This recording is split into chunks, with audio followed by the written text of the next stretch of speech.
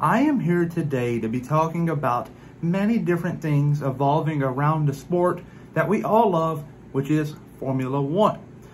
This past weekend, they made their big return back from the summer break at the Dutch Grand Prix.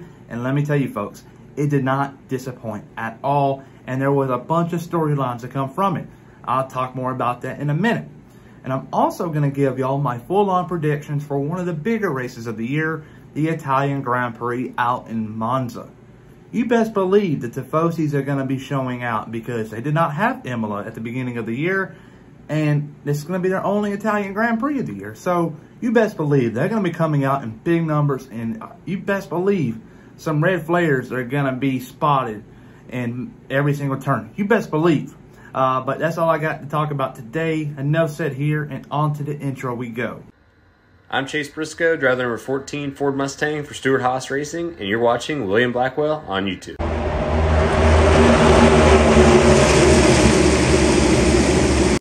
First off, I would like to ask, if you haven't already, please hit the like and subscribe button. It will mean a lot. But this past weekend, Formula One made its big return back from the summer break out in Zandvoort. And things started off on Friday morning when Daniel Ricciardo was going around the bank corner of turn 3. And next thing you know, he saw the McLaren of Oscar Piastri wrecking. It was either wreck Piastri or hit the wall. And Daniel Ricciardo took it upon himself to hit the wall. He could have easily hit Piastri and pretty much probably, he would have had a lot of damage now, don't get me wrong. He would have probably got out all right, not hurt. He did this route. It was the bigger person here. Daniel Ricciardo is a hero. It could have been a lot worse, but he took it in his own bullet. But he broke his wrist, and he has surgery on it this morning. I'm filming this Sunday.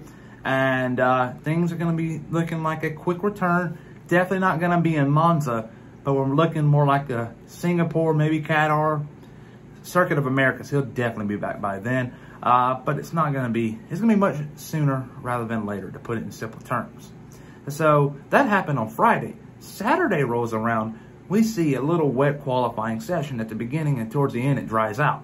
And we saw Verstappen getting poled, Lando Norris having a good starting spot, George Russell, Alex Albon. But you know what? None of them starting positions really meant a damn thing, because when Sunday rolled around, it was a dry start. Everybody was on slicks. And the next thing you know, by the end of the opening lap, rain came, and it was heavy. And half the grid went into the pits, and the other half stayed out.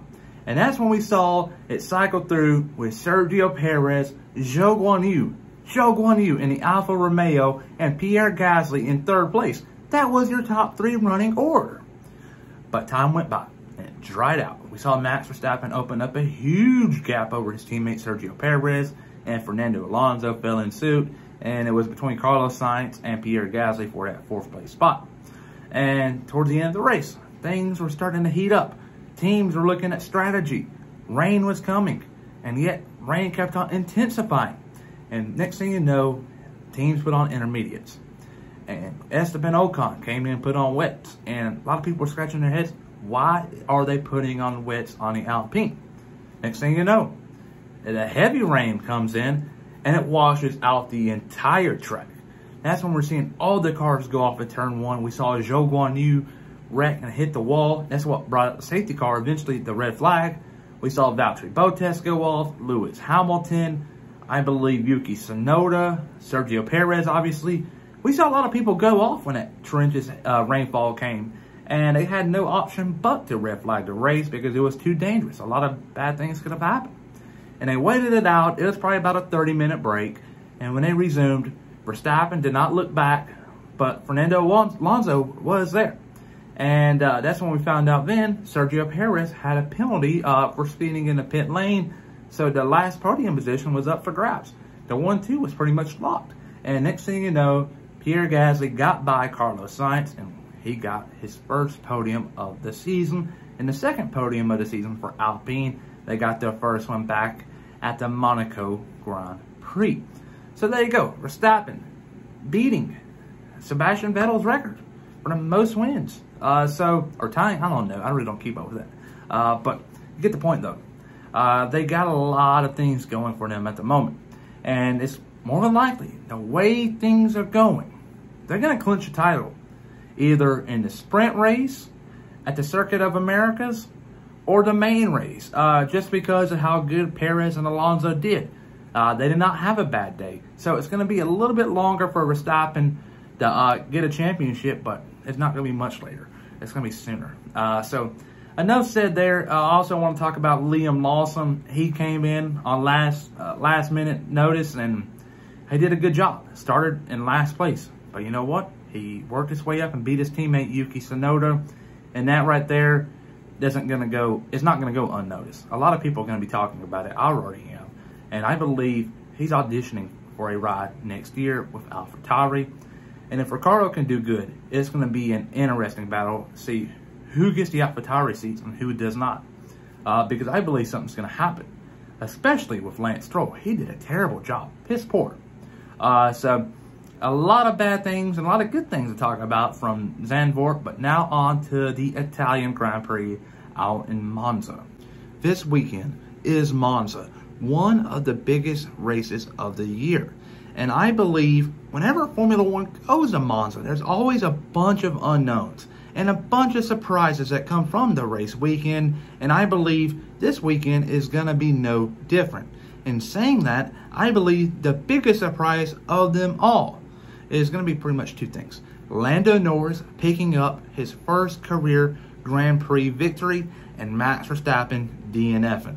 Yes, you heard it from me first. Verstappen cannot win every single race. Something's going to happen at some point in time, and I believe it's going to be this weekend out in Monza just because of how quick the cars are going to be going. There's always that room for error, and I believe something's going to happen.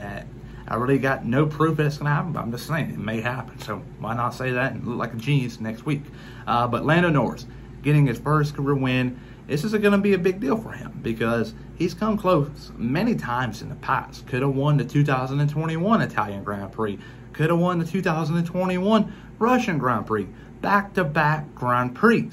And since then, McLaren has kind of fallen off with the new regulations, but now they kind of picked it back up. Ever since Austria, they have been bringing consistently upgrades to the car, and the car is getting better and better. Not for only him, but Oscar Piastri. And that's why I believe it's going to be a McLaren 1-2. Lando Norris first, Oscar Piastri in second. And with Max Verstappen DNF, and I believe the Red Bulls are still going to be quick. And I believe Sergio Perez will round out the podium. P4 is going to be George Russell. A lot of people were questioning, including myself, George Russell, with Mercedes and how he was doing heading into the summer break. But Zandvoort shown how good of a driver he still is. And even though the results are not as good as it should be, he had a great weekend and just a bad strategy blunder for Mercedes. Also, Ferrari, that was terrible at the beginning where they pitted Leclerc and the tires weren't even ready. What are you doing? But that's what happened there. Fernando Alonso, I believe, is going to finish 5th, and that's going to be a big win for that Aston Martin team because they're not known to be good at these high-speed tracks. It's always a low-speed, medium-speed tracks. And that's why I believe this weekend they're going to take a big blow. But next race weekend is going to be Singapore, and Singapore is going to favor the Aston Martin car, and so will Suzuka. So Aston Martin, and obviously Qatar and Dakota, a lot of things are going for Aston Martin right now. This is going to be their worst race probably until Coda, but I don't know. It's going to be interesting. It just depends on development, but Aston Martin is starting to cook right now. More like Fernando Alonso. Lance Stroll is just sitting on the side and just watching things happen in front of him. He should not be in a Formula One seat, and I mean that because there's no way your teammate should be finishing second place to Max Verstappen in a Red Bull and you outside the points. There's really no way you can back it up and support it. That's uncalled for, and if it was anyone else, they'll be out of the ride immediately. But behind him is going to be Lewis Hamilton, Carlos Sainz, Alex Albon. Alex Albon, I believe, is going to have a strong weekend. The Williams are going to be quick. I expect him and Logan Sargent to be competitive. And behind him in 9th place is going to be Pierre Gasly. And in 10th place, this is a shocker, and I believe it's going to happen. Last year we saw Nick DeVries make his F1 debut in a Williams and got points. It's not his F1 debut. It's going to be his second F1 race. And I believe Liam Lawson is going to score some points in his second career race with AlphaTauri out in Monza in the Italian Grand Prix. I will lose my stuff if that happens. I think he can do it. The AlphaTauri is going to be a decent, mighty car this weekend, so keep an eye on that. But I believe that's how things are going to play out there for the points. The rest is up for grabs, but I believe we will see a few DNFs, Nico Hülkenberg, Zhou Guanyu, Esteban Ocon, Charles Leclerc, and obviously Max Verstappen. The weather for this race weekend looks like it's going to be a dry Friday, Saturday a chance of rain, and Sunday also a chance of rain, but the chances are more likely of it not to rain than of rain. So fingers crossed of a dry race weekend, because I'm kind of getting burnout. I don't know about y'all. I'm getting so burnt out of a rain weekend. If it's going to rain the whole entire race, not on and off.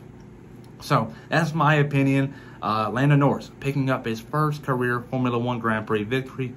Do you think I'm right? Do you think I'm wrong? Comment down below and I'll respond to you guys immediately. Everybody have a great and phenomenal day, and I'll see you guys tomorrow.